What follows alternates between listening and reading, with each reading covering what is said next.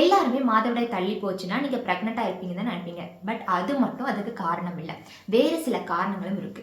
அது என்னென்ன காரணங்கள் இந்த வீடியோல முதல் காரணம் வெயிட் கெயின். அதாவது உங்க உடல் எடை திடீர்னு அதிகமானாலும் கூட உங்க மாதவிடாய் டிலே ஆகலாம். அதுக்கு நீங்க உங்க உடல் எடையை கரெக்டா மெயின்டைன் பண்ணிக்கணும். 2வது மன அழுத்தம். அதாவது மனக்கவலை, மன அழுத்தம் ஏதாவது இருந்தாலும் உங்களோட மாதவிடாய் தள்ளி போறதுக்கு காரணமா இருக்கலாம்.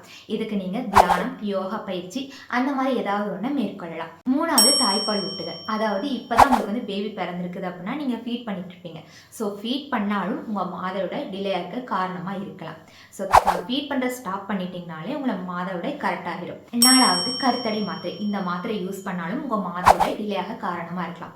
5வது காரணம் முக்கியமான காரணம். இப்போ உங்களுக்கு வயசு 40க்கு மேலே ஆகுது அப்படின்னா உங்களோட உடம்புல ஈஸ்ட்ரோஜன் அப்படிங்கிற ஒரு அளவு குறைய ஆரம்பிக்கும்.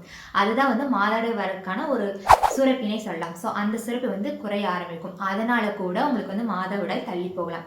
அந்த ஈஸ்ட்ரோஜன் அளவு குறைஞ்சுதான் உங்களோட மாதம் ஸ்டாப் ஆகிறதுக்கான ஒரு அறிகுறியாக கூட நீங்கள் எடுத்துக்கலாம்.